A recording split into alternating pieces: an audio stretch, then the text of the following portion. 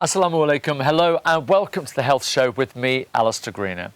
During this series, we've been showcasing a range of health topics, and each week we're joined by a health expert in the specialist subject being discussed. Looking at how you can change your health and lifestyle for the better, each episode offers an alternative viewpoint from our health experts who attend the show. And we hope that this will help guide you in the right direction towards better health. If you'd like any further information on our programme or any of the topics that we discuss, then please do get in touch at healthshow@islamchannel.tv. That's healthshow@islamchannel.tv. Today we're looking at dementia. As you get older, it's normal to struggle a bit with your memory. It's also normal for your memory to be affected by stress, tiredness, or certain illnesses and medications.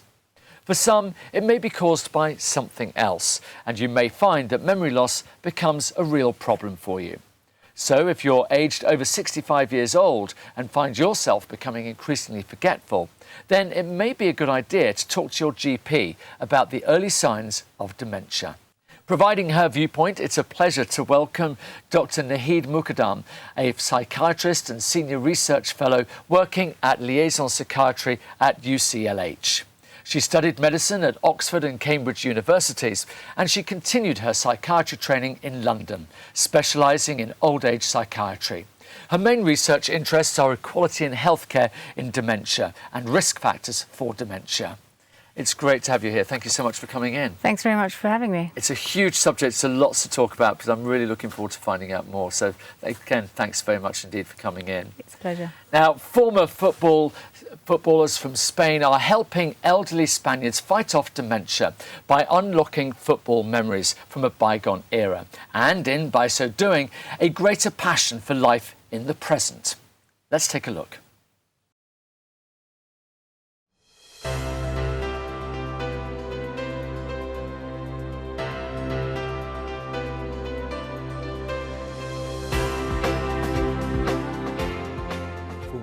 Football is a reason to remember moments from our lives. And in these workshops, we return to those childhood moments, from when they were young to grown footballers.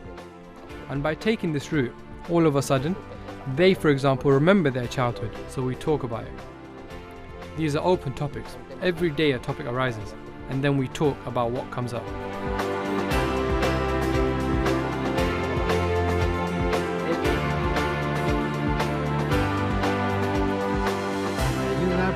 It helps me not to lose my mind. There are many people who don't know where they are, and I feel sorry for those people. Maradona, ¿de qué jugaba? ¿De qué pierna utilizaba? Era el zurdo. Maradona, a ver cuál es Maradona de esa foto. I've never cared about football, but today, yes, I am interested in it. It's great. I feel really good here, because we can talk together. We enjoy ourselves together and get to know each other better.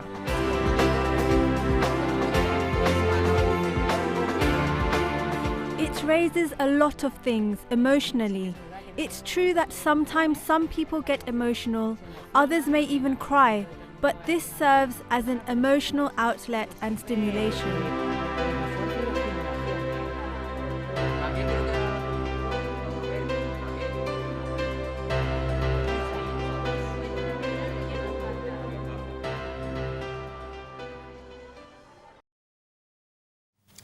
Thanks again for joining us, and it was great watching that video because it gave us an insight really to some of the treatments that are being offered for dementia at the moment. We're probably going to talk a little bit about that more later on. But dementia is a really common disease, isn't it? Yes, that's right. So worldwide, about 50 million people have it, and the numbers are increasing all the time as people are living to older age. Let's get back to the real basics. If you can, try and explain to us what exactly dementia is. So dementia is an umbrella term. It's a clinical syndrome, if you like. So it's when someone's cognitive function, so usually we think of memory, but other functions such as the ability to plan, do things, their language, when that deteriorates. So it's a change from before, and that process, those symptoms are called dementia, and there are different types. Because yes, we do hear about sort of, you know, dementia. We hear the term Alzheimer's quite a lot. Is that a form of dementia? Yeah, so Alzheimer's is a form of dementia. It's the most common type of dementia, and it's caused by certain abnormal proteins clumping together in the brain. So that's one type. But another common type is vascular dementia, which is when people have strokes that then impact their brain function and result in the syndrome of dementia. And what about the other types of dementia? So those are two. Are there any other types? Yeah, so the other ones would be Lewy body dementia, which is where you get sort of symptoms of like Parkinsonism, so problems with your movement as well as the symptoms of dementia. And then the other type, main type, is frontotemporal dementia, where that's quite different because it tends to present with usually either language problems or behavioural problems rather than memory. And if you're somebody who may think you might be affected by it, or maybe it's a loved one of yours who you've noticed, what are the early signs? What are the sort of indications that something's not quite right? Yeah, so a lot of people ask me this because, you know, as we know, we all forget things from time to time, and that in itself is not normal. And as you said, it can be affected by all sorts of other things that are going on in your life. I think the thing to look out for is if there's a change that's quite marked from the way you were before, and if it's consistent and seems to be getting worse. So whether that's a change in your memory or your personality or even your mood can also be affected in the earlier stages as well, then if there's a change, then you need to see your GP, say that you think this might be dementia, and they can refer you for a fuller assessment. And in that assessment, what actually happens? So usually people have blood tests to rule out other causes, such as, for example, they might have a underactive thyroid that could be causing the symptoms. So they have blood tests to rule out other causes, and then the actual assessment is a sort of detailed history about what symptoms the person's experiencing, and that's usually, it's quite helpful to do that with someone who knows them very well, because they might have a different viewpoint and might have picked up on things that the person themselves might not have picked up on. And then also people will have standard cognitive tests, and then they may also have a brain scan. You mentioned earlier on, because of us living longer, dementia is becoming more of a problem. What sort of age range does it normally become apparent? So usually it's very rare to have dementia under the age of about 65. So late onset dementia tends to be over the age of 65. You can have some earlier onset dementia in your 50s, but anything below that is very, very rare. And actually the majority of dementia is diagnosed in people over the age of 75. So it's really for people at the older end of the spectrum. But because we're living longer, then there's a greater chance that people are actually going to find that they do develop it because they actually survive other conditions to get that old. That's right, yeah. So it's a good thing that our health has generally improved and people's lifespans are increasing, but that does mean that you then are surviving longer, and you might have a higher chance of getting dementia. Let's have a look now at the profile of an individual who might get dementia. First of all, what about ethnicity? Is that relevant at all when it comes to dementia? Yes, it seems to be. So we know in the UK that people from the Afro-Caribbean community are more prone to dementia. In studies that have been done, their risk was about 2 or 3 times compared to the white British population. The Asian population has been less studied, but they may also be at higher risk because of risk factors. And what are these risk factors that make the Afro-Caribbean community and perhaps the Asian community more at risk? So it's likely to be cardiovascular risk factors, because we know that what's bad for your heart is also bad for your brain. So things like high blood pressure, diabetes, obesity, these are all things that increase your risk of cardiovascular disease, but also increase your risk of dementia. Really? So if you are, say, obese and maybe you have diabetes and high blood pressure, how much does that increase your chance of getting dementia? So each of those risk factors increases your risk of dementia by about 1.5 times compared to someone who doesn't have those risk factors. Wow, so it really is a huge difference. Yes, that's right. It makes a big difference, which is why it's really important for people to be aware of that and to be managing these risk factors as early as possible in their lives. Because it's dementia, people really had the thought that this was just one of those things, you just happened to get it. So this is this fairly new research that's leading us into understanding why people get it more? So it's I think there's been a lot of interest in it for quite a few years, but it's only recently that researchers have started putting it all together and seeing that actually all of these risk factors have this cumulative effect over your lifetime. And also there's been a shift away from thinking about dementia as something you can do nothing about to something that may be preventable. So give us an idea of, you said there's 50 million people worldwide. In the UK, what sort of percentage is that? So let's say, for example, if you are somebody who's approaching 70, what the statistics are of the chances of somebody actually getting dementia? So in the over 65 population in the UK, about roughly 6.5% of them would be expected to have dementia. So that's a significant amount of people. And the interesting thing is that, you know, basically what you're suggesting is that actually many of those cases are actually avoidable. Yes, many of them may be. So one of the papers that I was involved with recently, the Lancet Commission on Dementia Prevention, Intervention and Care, looked at these risk factors, and if you put them all together, and could, you know, treat these risk factors, then we estimated that about 35% of dementia cases could be preventable. Wow. And we talk a lot on this show about general good health, the sort of things we can be doing.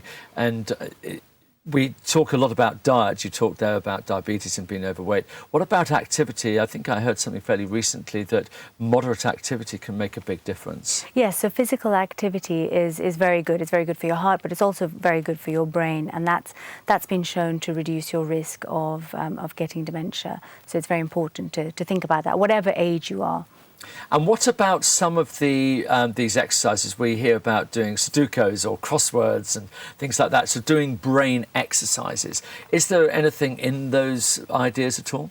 Yes, so again, there's been research looking at how mentally active people were, so how many sort of cultural activities they did, like going to museums, listening to the radio, doing crossword puzzles. And it was found that the more of these activities the people did, the less likely they were to get dementia. So keeping physically and mentally active is important. And I actually heard about learning a language, that if you learn another language, you know, somehow the part of the brain that you're using for that is also really helpful. Yes, I think there was a lot of optimism about that, because it was found that in people who knew a second language, that they were better on cognitive tasks than people who didn't. But my most recent research has shown that actually it doesn't protect against dementia, although it does have certain benefits in terms of the cognitive tasks earlier on.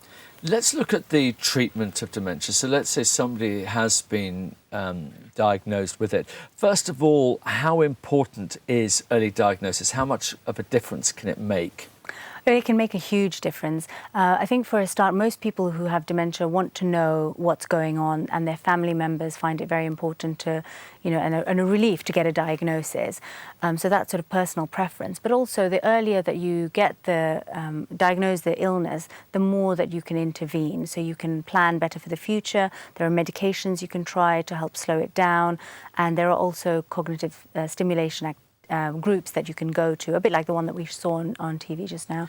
And how effective are those medications and those, you know, as you said, the cognitive groups? So how much of a difference can they make in terms of slowing down? Perhaps you could give us maybe a time frame of the deterioration that somebody could expect. So it's difficult to say, because everyone deteriorates at a different rate. But at the very least, all the big studies have been done, show that both the cognitive stimulation groups and the medications, each of them has a significant impact on your cognitive function. So it'll improve it so that it's noticeable to the person and to people around them. And then in terms of how much extra time that gives you, it's difficult to say, but it is definitely a benefit. One of the things that we always associate with dementia is the latter stages, and maybe we're not as aware as we maybe should be with the early stages. And I remember there was a campaign not that long ago which was all about living with dementia, and actually it's not quite as severe at that initial stages. You know, there's a lot of normality that you can actually have. I think one of the TV programmes was sharing one of those sort of storylines at the moment as well, about still working with early onset dementia. Yes, exactly. I think, you know, there's been a huge public campaign to bring across this message that you can live well with dementia, and actually the later stages, you know, you can have many years of actually really good function, you can enjoy your life, you can have a good quality of life, and the diagnosis doesn't have to mean that your life is sort of over as you knew it before. And that's a huge amount of comfort for people. And we're going to talk to somebody who is actually suffering with dementia in the second half of the show. So I'm going to save quite a little bit of our conversation to that. But in terms of where we are at the moment, you're doing a phenomenal job in all the work that you're doing, and researching. So at what stage are we at the moment?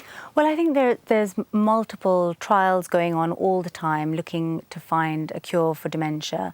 And scientists across the range, from clinical scientists to people who work with mouse models to people who work with cells, all working all the time. I think there's also been an increased investment in dementia research, which was hugely needed because it was relatively underfunded, especially compared to something like cancer.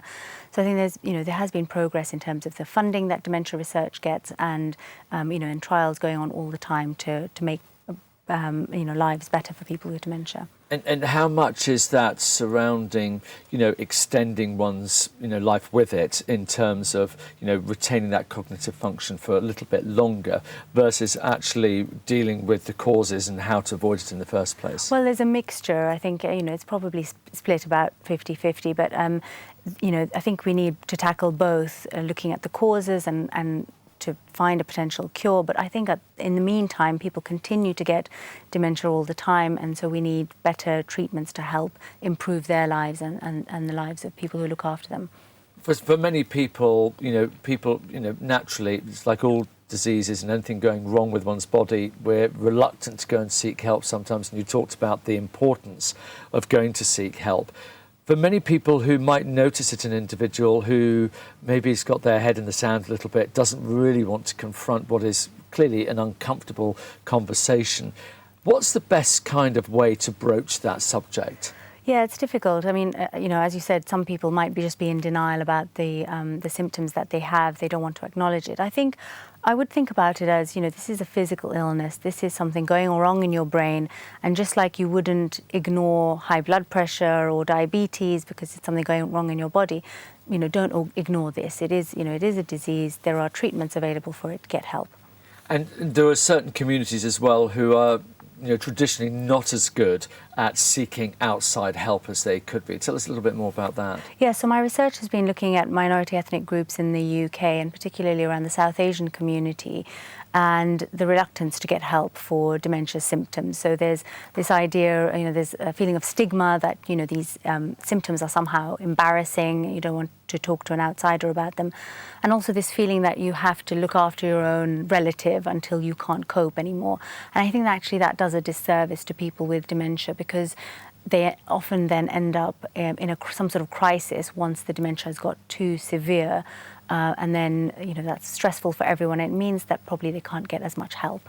And it's funny, we find out quite often on this programme that that particular community, does tend to look within the community first. But actually, just give us an idea of the help that's available. You talked about going to your GP, but there's, charities, there's all sorts of organisations which can help you on a completely confidential level, but can really provide that essential assistance at a really important time. Yeah, so, so I think your GP would be the first port of call, but Alzheimer's Society is also very helpful. They have very helpful information on their website, Age UK as well, and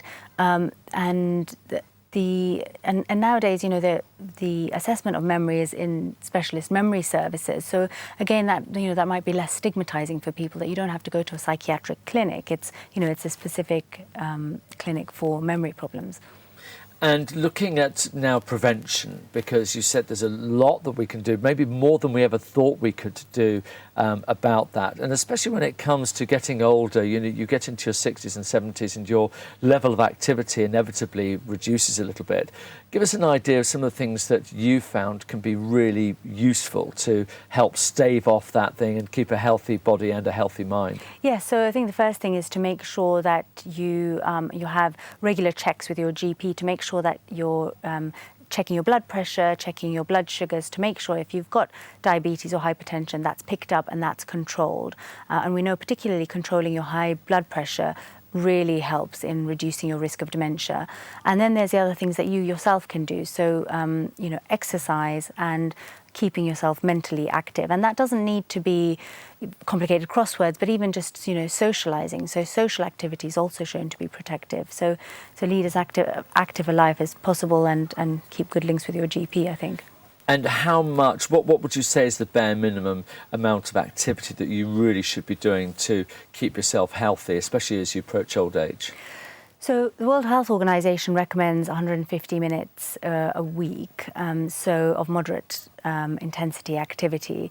So I think if you aim for, about half an hour of walking every day, I think that would be, that should be the bare minimum that we're all aiming for. And it's amazing what a difference just half an hour of walking can do to everything. And it was interesting you talked about the social aspect as well.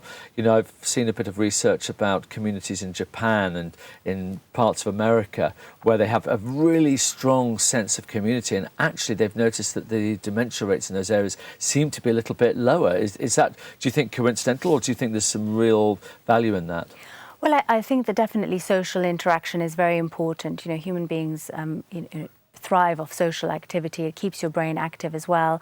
I think Japan might be an interesting case because I think their diet is actually quite healthy as well, and they do tend to live to a really old age. So that there might be a bit of that as well, having a role. So we can all learn quite a lot from that. And, looking again at the treatments, and you talked about different things, what are the things that, are there specific drugs? Are there, what you talked about the cognitive classes and things. What are the things that they actually do help you with? So, do you mean the medication? Or? Yeah, so the medication is, the most commonly used type is something called cholinesterase inhibitors. And what they do is they boost this particular chemical in your brain, which helps with your brain functioning. And then the classes themselves, they usually run over 8 sessions, and they are group sessions which involve it's sort of like exercise for the brain in a way, sort of remembering things, orientating yourself in a structured way over the 8 sessions. That has also been shown to help with your brain function. And again, if you get that treatment and diagnosis really early, then you can get yourself on that road much earlier and hopefully prevent the deterioration sooner. Exactly. The idea is to stay with, keep your dementia mild for as long as possible, so that you can enjoy as many years as possible. Well, we've got lots more to talk about, and in the second half we're going to meet somebody who is actually currently living with dementia rather than suffering from, because I think that's a really important way to look at it. But for the moment, thank you very much indeed. Thanks We've for learned having a lot so far today. Thank you. Thank you. Now, we should stress that should you suffer from any medical problems or health concerns, it's always highly recommended that you contact your doctor or GP, as the Health Show gives you an alternative viewpoint to the health concern being discussed. Now, join us after the break, where we hear from a dementia sufferer, or, as I said, someone living with dementia.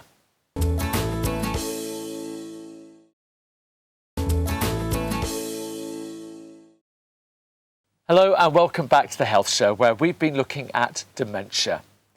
According to the Alzheimer's Society, people in the UK living with dementia, 1 in 14 people over 65 will develop it, and the condition affects 1 in 6 people over 80. The number of people with dementia is increasing because, as you've heard earlier on in the show, people are living longer. It's estimated that by 2025, the number of people with dementia in the UK will have increased to around about 1 million. In this part of the show, I'm pleased to welcome Rukia, who is a retired GP who was diagnosed with dementia in 2014. Rukia, thank you so much indeed for coming into the show. Thank you, welcome. We've got lots to talk about, and thank you so much indeed for sharing your story with us, because I think that's going to be really, really helpful for people. But before we do that, virtual reality, travel without moving, shoes that call for help in the event of a fall, and even smart pillboxes. Startups at CES are looking for new customers among the elderly, a group of potential buyers often resistant to the use of new technology. So can technology help memory loss?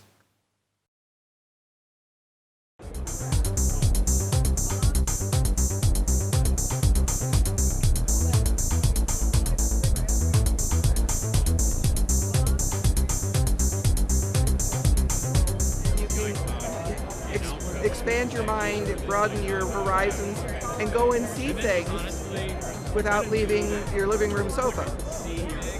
The technology is their friend, but they don't need to be intimidated. You're not going to break something. You're not going to ruin it. It's not going to crash. If you have some general precautions like don't open attachments to email, use good antivirus software, and don't spill your coffee on your keyboard, and you're okay.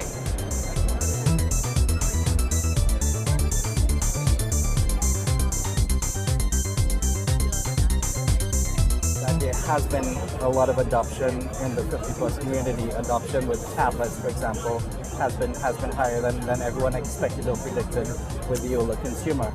So, so we do have to have some faith that with these disruptive technologies that there will be some uptick in adoption.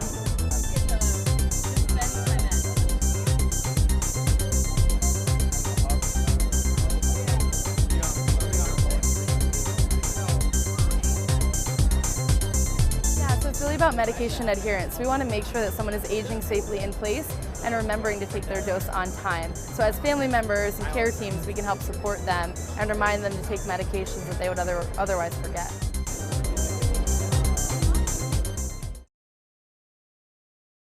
It's great seeing technology there being used to help people, and certainly things like the pill dispensers and things like that. What sort of technology have you encountered that has been helping people with memory loss?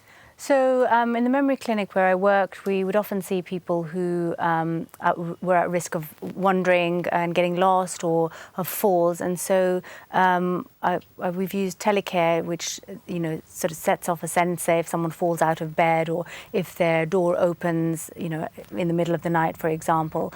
So that's mostly, and also some sort of digital, like that pill reminding you to take your medication. So those are a few of the technologies that I've come across. And I'm sure we're going to see lots and lots more of that coming up in due course. But first of all, I want to chat to you, Rukia, a little bit about, you and your story. Perhaps you could start off just by telling us how you discovered that something was not quite right and what you did when you found out. I was on cancer treatment in 2014, and then suddenly I realized. I didn't realize, my husband realized that I had left keys on the door most of the time. Then twice I had nearly burned down the house because I forgot to switch off the stove. So I used to forget things. I forgot, like I took some ATM card. I left the card there and the money there. So I was stopped from taking the money from the ATM card, and small subtle changes, because I would not remember things. Say for example, what I ate in the morning, I wouldn't remember that. Recent events I couldn't remember. The past memory I could remember. And then we thought maybe because of the medication I am having that problem. So we went to see the GP, and from GP we went to memory clinic where they assessed and did the CT scans and all that. And then officially the diagnosis was given. How did you feel about going for this checkup? Because, we all have lapses in memory. I've left my ATM card in the machine and things like that. How did you feel about thinking, no, this is more than that. The frequency is greater. You must have been fairly nervous about going for the test. I wasn't nervous, but I was upset because cancer didn't upset me so much. Because I have a family history of Alzheimer's. My dad suffered from it, and I know how it feels because he didn't recognize me after I went to see him.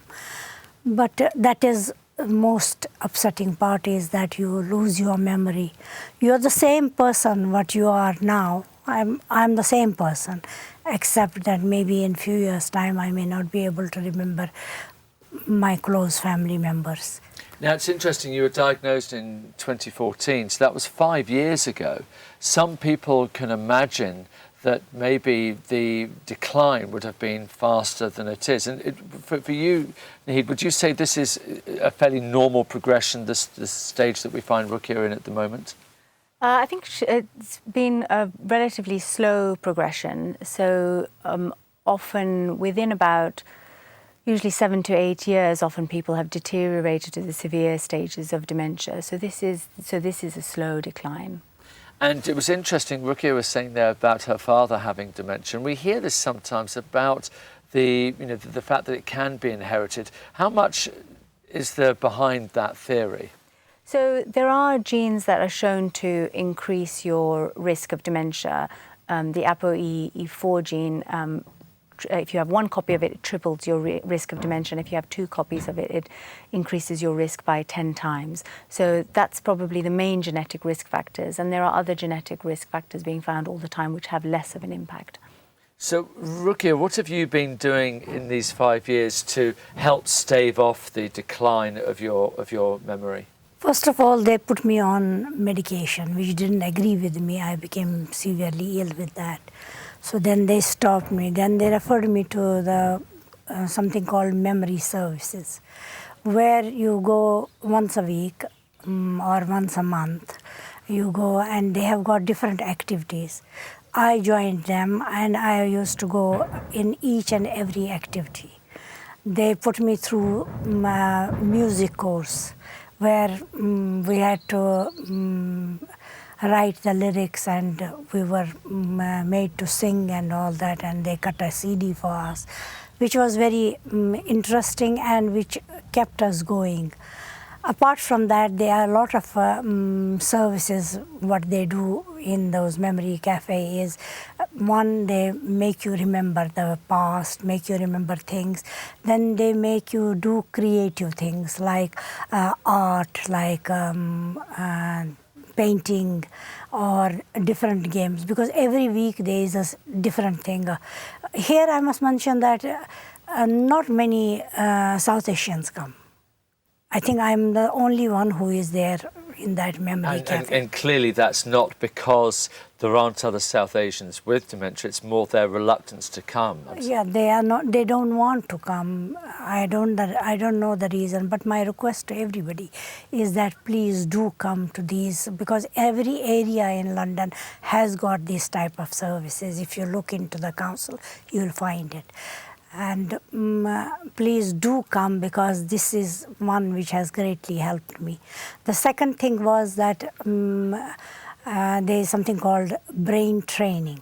It's an app which you can download and you can there are different games in there. So you keep doing, I do religiously at least 2 hours in the morning, 2 hours in the evening. And I think because of that I have been stable. Then my diabetes, I have more control now, controlled diabetes. Now it is, the readings are better, and I do take some exercise. That's quite interesting, because you seem to be a model patient in terms of you're doing everything that you should do and can do. Now, we should let people know that you actually have a background, you were a GP. Yes. How did that affect the way that you viewed your dementia? I was upset because I had seen my father, my aunt, and in fact some of my other aunts are also suffering from dementia. I have seen them, how they feel, how they are, that they don't remember anybody. So I don't want to go through that. That is why I'm working very hard to not to go to that stage. But eventually I will go to that stage, but at least as long as I can, and I live for the moment, because I try and enjoy myself with my grandchildren, with my children, with my friends, because I communicate with people. You were talking about digital thing. I communicate with people because these days the WhatsApp is available, you can talk to people. So I do everything which is possible on digital side also, and meeting people also. I think meeting people also helps a lot. Well, as I said, you sound to me to be the model patient doing absolutely everything. And it's clearly paying dividends, the fact that here we are 5 years later, and your cognitive function hasn't deteriorated maybe as much as it could have been with somebody who hadn't done that. How typical is the scenario that we're hearing from Rukia? Are you seeing these kind of results when people really engage with the therapies and the medication that's available for them? Yeah, I think it's hugely variable. I think partly it depends on the type of dementia that people have, because some will deteriorate faster than others. But certainly there is evidence that doing things that keep your brain active even after you've been diagnosed can have a benefit, and keeping your general health, making sure you're taking your medications. All of that has to be good for your brain health as well. So, it's important to sort of look at the whole picture. Now, the big thing that actually I want to ask both of you, actually, and first of all, maybe from the clinical side, but the way that people should interact, because we all know that people go into maybe a nursing home and see a relative or see somebody who's got Alzheimer's or dementia, and they sort of don't really know what to do. When somebody's maybe not really understanding where they are, what's going on, do you go with it? Do you try and change the behaviours? What's the best way to interact with somebody from your perspective first, and then we'll ask Rukia? I think it's important to be kind, first of all, to treat someone the way that you would want to be treated. And it's, I think people with dementia still greatly value human interaction. So I think, smiling, talking to someone nicely, asking how their day is, I think that's very valuable. I think it becomes difficult if people are either, agitated, or if they're, in some alternate reality, maybe, if they're accusing you of something, or if they believe something that isn't true.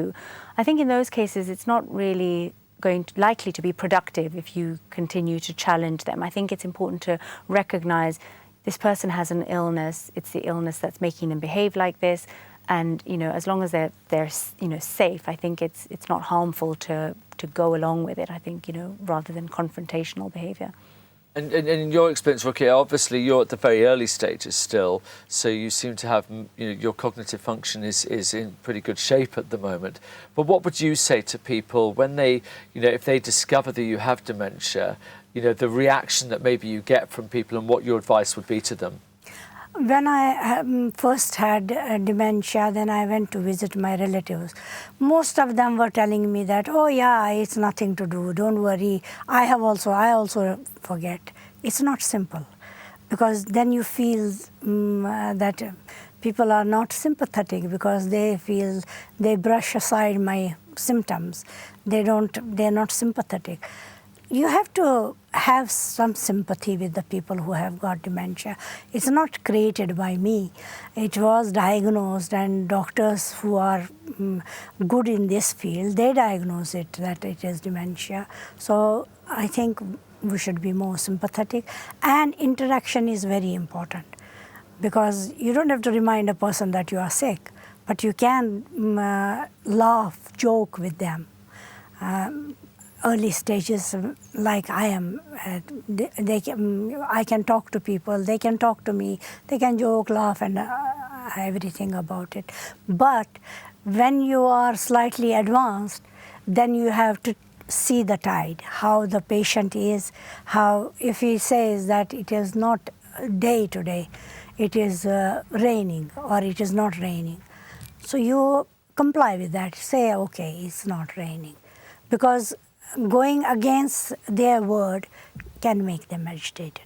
I do get agitated. It's not that I don't get agitated. You must be seeing my marks on here and here. I fall also, because that is part of dementia. We do fall. And it's interesting you're saying the other side, where some people in the family might not want to recognise it and want to brush it aside, and actually how damaging that can be as well to somebody, because it can appear to be unsympathetic. What about further down the road, when it becomes more severe, where people wonder, is the person really hearing me, when recognition starts to fail and things like that? What's your advice at that point? Yeah, it can be difficult if someone you care about no longer recognises you. But again, I think you can't change their illness. You can't change whether they recognise you or not. But you can change your behaviour and your attitude to them. And if you just remind yourself that this is someone you care about, that you want the best for them, and you interact with them in that manner, then I think that's the best approach. And what is going on in their minds at the latter stages of dementia? Is it that they have got more recognition but can't communicate it, or what's actually happening at that point? But it can fluctuate as well. So some people might be more lucid on some days than others, so they may recognise family members on some days. I think, the truth is that there's very little research into what is actually going on in a person's brain, particularly in the later stages of dementia, because they often can't communicate. So we don't really know what level of awareness there is, what level of consciousness. So, you know, and it fluctuates. So I think you've just got to take each day as it comes, you know, and be patient and remember this is an illness that needs sort of empathy and sympathy. And again, to involve all the family, because one of the things we saw recently, there was a TV programme about, you know, children going into nursing homes and the effect that had. So, and you talked about the community and being involved socially with people. And sometimes people stay away. I know my godmother had Alzheimer's, and she felt really isolated because people just wouldn't go and see her because they didn't know what to say, they didn't know what to do because they were frightened. Yeah, and I think that's important, that people with dementia, they may lose their language ability, their communication abilities, but the ability to recognise emotion is preserved for a very, very long time. So people with dementia will really pick up very strongly on emotional cues. So if you're reacting negatively to someone, they may not know what you've said, they may not know who you are, but they will feel that negative emotion and that negative reaction. So it's important to bear that in mind. And Rukia, you're a perfect example of someone who's living with dementia. As you said, you have your moments where, you know, you fall or you become agitated and frustrated. But I guess as well, there's some remarkable moments that you spend with your family and friends, which are actually really special. Yes, when my grandchildren come, I become very happy. I don't remember that I am sick. So that is very important, that if you have got somebody old, if you are visiting them, to take their children also, because children are usually very kind to people. So do take your children. And how do you cope with all the energy that they bring with them? Well, I get tired at the end of the day, but it's most enjoyable when the grandchildren come. I love them, all of them. And what about the physical side? When when you start developing this cognitive failure, are there things physically that you can do? Does that help at all? Maybe taking more exercise and things like that. Is that a good thing? I think it probably won't reverse the dementia, but as I said, anything that keeps your heart and brain healthy is good. So if you're smoking, stop. If you're not very active, become more active physically as well as mentally. You know, I think do as much as you can to optimize your health, your general health. And for you, when you talked about the different games and the app that you have there, were you somebody who loved technology before all of this anyway? No, I taught myself how to use computer, and I have learned a lot on the digital side of the technology, because I feel that it has helped me, probably slowed my progression of dementia. And I would advise everybody that if they are not doing anything, at the most do the communication, because WhatsApp is, I think everybody has got a phone, everybody uses WhatsApp. So communicate with people, because communication is also very important. I think that's a great advert for them, but there's, as you say, there's many ways that we can be communicating and spending time with families and so on. It's been great talking to you. Thank you so much indeed for your time, and thank you very much indeed for coming in and sharing your story. We really appreciate it. Thank you very much. Unfortunately, that is all we have time for. I'd like to thank our experts, Dr. Naaheed Mukadam and also Rukia, for sharing their experiences, and particularly to Rukia for sharing her story with us. And we wish you all the best. We should also say that once again, we must stress that should you suffer from any medical problems or health concerns, it's always highly recommended that you contact your doctor or GP, as the Health Show gives you an alternative viewpoint to the health concern being discussed. If you'd like any more information about this or any of the subjects that we've discussed on the show or throughout the series, please do email us at healthshow@islamchannel.tv. Again, that's healthshow@islamchannel.tv. But for now, it's goodbye from me. We'll see you again next week. Assalamu alaikum.